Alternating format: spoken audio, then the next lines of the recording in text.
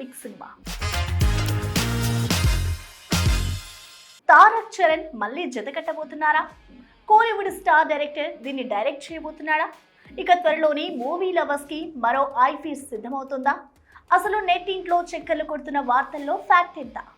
Jailer ఏ ముహూర్తాన 600 కోట్ల క్లబ్లోకి అడుగుపెట్టిందో కానీ ఒక్కసారిగా హాట్ కేక్ అయిపోయాడు నెల్సన్. అది ఎంతగా అంటే కమల్, రజనీ కాంబోకే కాదు, తారక్ చెర్రీలకి కూడా నెల్సనే డైరెక్ట్ చేయాలి అనేంతగా. అవును, ప్రస్తుతం రజనీతో జైలర్ 2 చేస్తున్న నెల్సన్ దీని తర్వాత రజనీ, కమల్ కాంబోలు మెగా ఫోన్ పట్టనున్నాడన్న వార్తలు మర్చిపోకముందే త్రిబులార్తో రికార్డుల దుమ్ము దులిపిన తారక్ చెర్రీల మరో మల్టీ స్టారర్కి కూడా నెల్సనే డైరెక్టర్ అన్న వార్తలు ఫిలిం సర్కిల్స్లో జోరందుకున్నాయి. వాస్తవానికి మల్టీ స్టారర్ తెరకెక్కించాలి అంటే అంత ఆషామాషీ కాదు.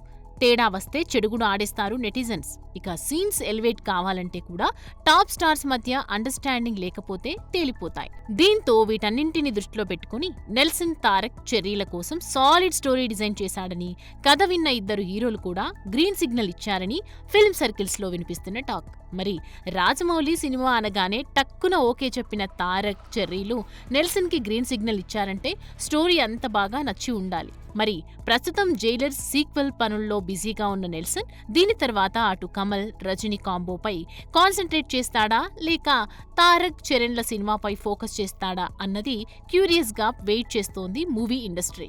మరి ఇందులో వచ్చిన వార్తల్లో ఫ్యాక్ట్ ఏంటో తెలియాలంటే నెల్సన్, తారక్, చెర్రీ ముగ్గురిలో ఎవరో ఒకరు నోరు విప్పితే కానీ తెలియదు. ఏదేమైనా వచ్చే రోజుల్లో మరోసారి తారక్ చరణ్లు ఈ రకంగానైనా జోడీ కడితే ఫ్యాన్స్ కి కావాల్సిందేముంది? పవన్ పవన్ పవన్ ఇదిగో ఇండస్ట్రీ ఇప్పుడు ఇలా పవన్ నామస్మరణ చేస్తున్నట్టే కనిపిస్తోంది. సురేందర్ రెడ్డి నుండి వంశీ పైడిపల్లి దాకా అందరికీ ఇప్పుడు పవర్ స్టారే కావాలట. మరి ఓజీ ఇచ్చిన బూస్టప్ తో పవన్ మళ్ళీ సినిమాల్లోకి అడుగెడతాడా? మరి ఏరు కోరి తన చుట్టూ కథల్ని అల్లేస్తున్న మేకర్స్ కి పచ్చ జెండా ఊపేస్తాడా? Let's watch. సినీ ఇండస్ట్రీలో సక్సెస్ ఒక్కటే మాట్లాడుతుంది. హిట్ కొడితే బెల్లం చుట్టూ ఈగలు ముసిరినట్టు డైరెక్టర్ కథలతో వాలిపోతారు. ఇక ప్రొడ్యూసర్స్ అయితే మాతో సినిమా అంటే మాతో సినిమా చేయమంటూ ఆఫర్ల మీద ఆఫర్లు ఇస్తుంటారు. ప్రస్తుతం పవన్ పరిస్థితి చూస్తే అలానే కనిపిస్తోంది. ఇప్పటికే పవన్ సురేందర్తో సినిమా చేయాల్సి ఉంది. ఓజీ రిజల్ట్ ఏమైనా తేడా కొడితే పవన్ ఆలోచించేవాడే కాబోలు. కానీ ఓజీ సాలిడ్ సక్సెస్ చూడడంతో మరోసారి పవన్ మనసు సినిమాలపై మళ్లడం, ఓజీ 2 ఉంటుందని హింట్ ఇవ్వడంతో ఇప్పుడు సురేందర్ రెడ్డితో పాటు మిగతా మేకర్స్ కూడా తమ తమ కథల దుమ్ము దులిపే పనుల్లో పడ్డారట. ఇక ఇప్పటికే మెహర్ రమేష్ వంటి డైరెక్టర్స్ ఒక్క ఛాన్స్ అంటూ చుట్టూ తిరుగుతున్నారు కూడా.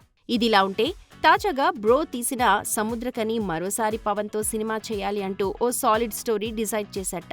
పవన్ పచ్చజెండా ఊపితే పట్టాలెక్కించడానికి సిద్ధంగా ఉన్నాడన్నది టాక్. మరోవైపు వారసుడు తర్వాత బాలీవుడ్ బాట పట్టి అమీర్, సల్మాన్ అంటూ 4 ఏళ్లు టైం వేస్ట్ చేసుకున్న వంశీ పైడిపల్లి కూడా అటు తిరిగి ఇటు తిరిగి చివరికి పవన్ వద్దకే చేరాడని, దిల్ రాజు బ్యానర్లోనే ఈ సినిమా చేయొచ్చు అన్న టాక్ ఇప్పుడు ఫిల్మ్ సర్కిల్స్ లో గట్టిగా చక్కర్లు కొడుతోంది. వంశీ పైడిపల్లి కెరియర్ విషయానికొస్తే 18 ఏళ్ల కెరియర్లో 6 సినిమాలు మాత్రమే చేశాడంటే ఆశ్చర్యమే. ఊపిరి లాంటి బ్లాక్ బస్టర్ హిట్ కొట్టి కూడా మహర్షి రావడానికి 3 ఏళ్లు, మహర్షి తర్వాత వారసుడు రావడానికి మరో 4 ఏళ్లు తీసుకున్నాడంటే ఎంత స్లో అండ్ స్టడీ అన్నది అర్థమవుతుంది. చూడాలి మరి ఈసారైనా పవనుడు కరుణించి వంశీకి పచ్చజెండా ఊపుతాడో లేదో. ఒకవైపు బాక్స్ ఆఫీస్ గల్లాపిట్టలు గలగలలాడాలి, అంతలోపే సినిమాని ఓటీటీకి అమ్మేసి డబ్బులు కొల్లగొట్టాలి. కానీ థియేటర్లకి జనాలు రావట్లేదని గుండెలు బాదుకోవాలి. ఇది ప్రస్తుతం మన మేకర్స్ వ్యవహారం. దీంతో కాస్తైనా ఆగకుండా ఇలా కాసులకి కక్కుర్తి పడితే థియేటర్లు చచ్చిపోక ఏమైపోతాయి అంటూ చెవులు కొనుక్కుంటున్నారట మూవీ లవర్స్.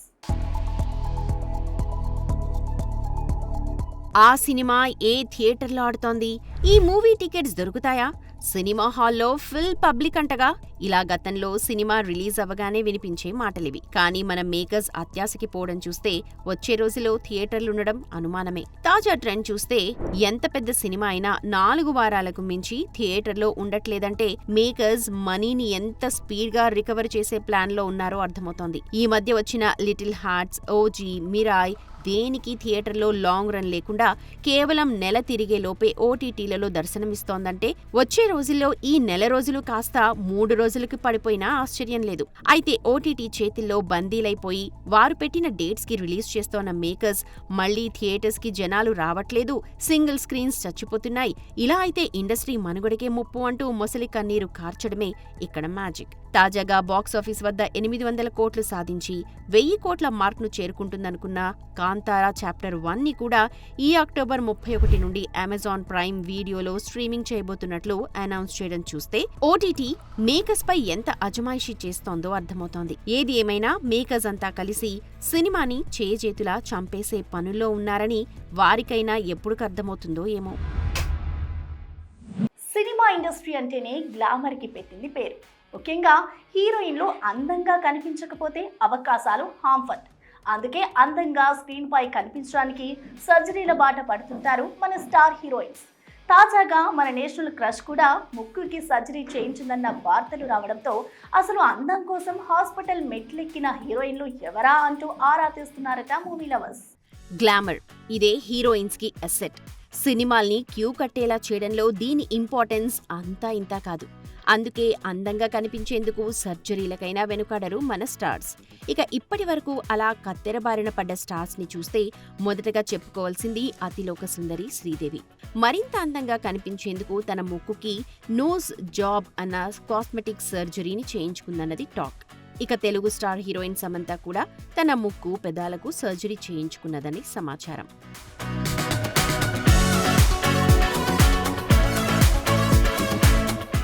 ఇక కాజల్ అగర్వాల్ కూడా అందాన్ని పెంచుకునేందుకు ముఖానికి మైనర్ కాస్మెటిక్ సర్జరీ చేయిస్తే సౌత్ స్టార్ హీరోయిన్ నయనతార సర్జరీతోనే ఫ్యాట్ ని కరిగించుకొని స్లిమ్ గా మారిందట.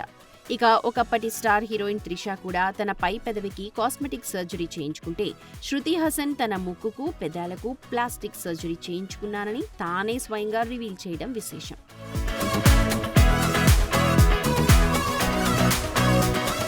ఇక ఒకప్పటి స్టార్ హీరోయిన్ శ్రియా కూడా మల్లన్న సినిమాకు ముందు తన పెదాలకు సర్జరీ చేయించుకుంటే ఆ సీన్ కూడా బాలీవుడ్ కి వెళ్ళాక తన పెదవులకి ప్లాస్టిక్ సర్జరీ చేయించుకుందని తెలుస్తోంది.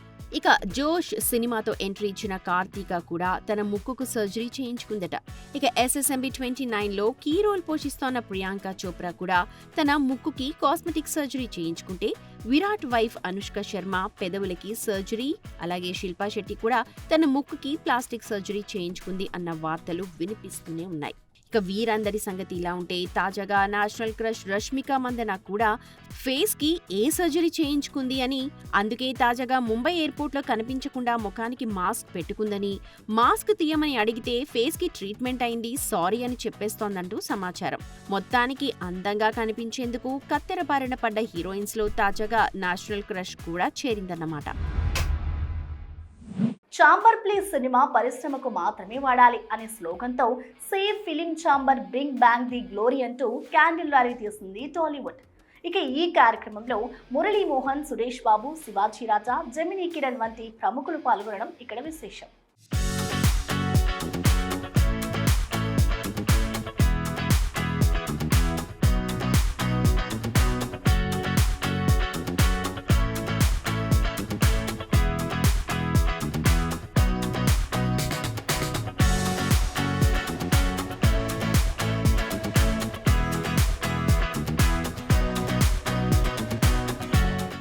The intention is, if there is a new building, was కొత్త building కట్టుకుంటే ఆ building should predominantly have film industry and media related activities.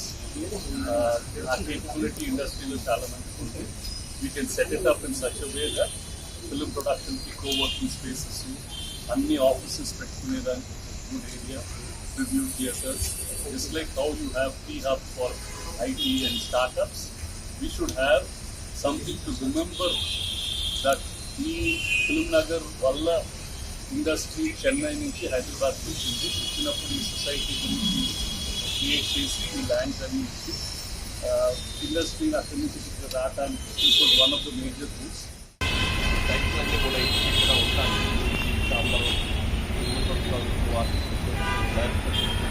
ఇవన్నీ కూడా ఫిల్మ్ ఇండస్ట్రీకి సంబంధించిన ఆఫీసులన్నీ కట్టుకోవడం కోసం మినిమం మార్కెట్ కూడా అప్పుడు ఏరియాలో ప్లేస్ కదా, అందుకని వీటన్నిటి పరిస్థితులకి స్థలం ఇచ్చారు. ఈ బిల్డింగ్ని కట్టి దాదాపు 40 ఏళ్ళు అవుతాయి.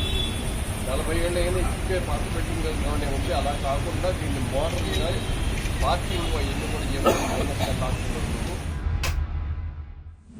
మసూదా, పరేషాన్ చిత్రాలతో ఆకట్టుకున్న నటుడు తిరువీర్ హీరోగా తెరకెక్కిన comedy movie the Great Pre Wedding show. Rahul Srinivas దర్శకత్వం వహించిన ఈ సినిమా నవంబర్ 7న ప్రేక్షకుల ముందుకు రానున్న సందర్భంగా మూవీ నుండి సాలిడ్ ట్రైలర్ వదిలింది మూవీ టీమ్. ఇట్లాంటి this support system is very important. Irrespective of stardom వీళ్ళందరూ ఉన్నా లేకపోయినా సరే, ఒక మంచి సినిమాకి, చిన్న సినిమాకి, కొత్త సినిమాకి యాజ్ ఏ ఫిలిం మేకర్స్ మీరందరూ వచ్చి సపోర్ట్ చేయడము I really feel nice and thank you everyone, ఒక్కొక్కరికి పేరు పేరున. అండ్ ప్రీ వెడ్డింగ్ షో నేను ఆల్రెడీ చూసిన, చాలా బాగుంటుంది. It's like sweet, simple, sensible and fun ride. And congratulations Rahul for this beautiful film. ముందుగా cinema it's not just a film, it is a emotion, it is a journey for all of us. మీరు ఆ journey, మా emotion చూసింది కొంచెం ఈ ట్రైలర్లో, ఇంకా చాలా ఉన్నాయి చూడడానికి. తిరువిసార్ స్టైల్లో చెప్పాలంటే వేడి వేడి అన్నంలో ముద్దపప్పు వేసుకొని కలుపుకొని తిన్నంత హాయిగా ఉంటుంది ఈ cinema. Please do watch our film The Great Pre Wedding Show releasing on November 7th New Year theatres. Thank you and have a nice day. Thank you so much sir. మీ అందరు ముందలా నేను ఇప్పుడు ఒక లుక్ టెస్ట్ లాగానే నేను నిల్చున్నాను. అక్కడ మీరు ఆడిషన్ వీడియో చూసారు, ఇక్కడ లుక్ టెస్ట్లో ఉన్నాను. సో మీ అందరి ఫిలిమ్స్లో నెక్స్ట్ హీరో నేనే అని అనుకుంటున్నాను. Thank you so much. నేను అస్సలు ఎక్స్పెక్ట్ చేయలేదు ఇంత మంచి డైరెక్టర్స్ మా ట్రైలర్ లాంచ్కి రావడం. We feel really so special. And నాకు తెలిసి ఇదే ఫస్ట్ టైం అనుకుంటా ఇంతమంది డైరెక్టర్స్తో ఒక ట్రైలర్ లాంచ్ అవ్వడం. So we are feeling really so special. And మంచి కంటెంట్ ఉన్న సినిమాని మన తెలుగు ఆడియన్స్ ఎప్పుడూ మిస్ చేయరు, దాన్ని ఫ్లాప్ చేయరు. ఇది మంచి కంటెంట్ ఉన్న ఫిలిం. మీరందరూ బాగా సపోర్ట్ చేసి మా అందరినీ బ్లెస్ చేసి, ఇది సినిమా నార్మల్ సినిమా అని చెప్పను, రోహన్ చెప్పినట్టే ఇట్స్ జర్నీ. ఒక 10-11 ఏళ్ళ కింద ఆఫీస్కి తిరిగి ఆడిషన్ ఇచ్చేవాడిని. నాటకం చూసి కరుణ గారు నాకు పలాస ఇచ్చారు. ఆ ఆడిషన్ చూసే రూపక్ నన్ను పరేషాన్లో క్యాస్ట్ చేశారు. ఈరోజు నేను ఒక మెసేజ్ కాల్ కూడా అందరికీ చేయాలి, ఓన్లీ మెసేజ్ పెడితే ఇంతమంది డైరెక్టర్స్ వచ్చారు. వెనక్కి తిరిగి చూస్తే ఎప్పుడైనా నేను డల్ అనిపించినప్పుడు కూడా ఇది గుర్తుపెట్టుకుంటా. నేనేం సాధించాను అనిపించినప్పుడు ఒక మెసేజ్తో నాకు ఒక ఫ్రెండ్స్ డైరెక్టర్స్ని సంపాదించుకున్నాను గుర్తుపెట్టుకుంటా. థ్యాంక్ యూ సో మచ్ పేరు పేరున. అండ్ కొత్త ప్రొడ్యూసరు, డెబ్యూటాంట్ డైరెక్టరు, చాలామంది యాక్టర్స్ కూడా ఫస్ట్ టైం యాక్ట్ చేస్తున్నారు. వీళ్ళందరికీ సపోర్ట్ చాలా అవసరం. ఆ ప్రొడ్యూసర్ నిలబడి ఇంకో సినిమా చేయాలంటే కూడా ఈ సినిమా ఆడడం చాలా అవసరం. సో ఒక రిస్క్ చేసి కొంచెం మార్కెట్లో ఎంత పెడితే ఎంత వస్తుంది అనే మాటలు జరుగుతున్న టైంలో ఒక అతనికి ఒక సందర్భంలో సినిమా చేద్దాంలే పర్వాలేదు అని మాటిచ్చి ఆ మాట మీద నిలబడి ఈ సినిమాని ఇంత దాకా తీసుకొచ్చాడు ప్రొడ్యూసర్ సందీప్. అండ్ ఇదంతా ఆయన వల్లే. అండ్ ఈ సినిమా మేము ఎప్పుడు కూడా షూట్ చేసిన ఫీలింగ్ రాలా. అరకు వెళ్ళాము, ఒక 70-80 మంది అందరు కలిపి వెళ్ళిపోయాము, వంట చేసుకున్నారు, తిన్నారు, ఆడుకున్నారు, పాడుకున్నారు, సైట్ సీయింగ్కి వెళ్ళారు, షూటింగ్ అయిపోయింది, వచ్చాం. అంత సరదాగా జరిగింది. ఇది ఎక్కడ కూడా షూట్కి వెళ్ళాలి, కాల్ షీట్ ఉంది, పొద్దున్న లేవాలి, ఎక్కడ అనిపించలేదు. సో వ్యూస్ చూసారు కదా, ఇది ఇవాల్టి big cinema movie updates. Keep watching Big TV. Anchors wardrobe courtesy Shopper stop.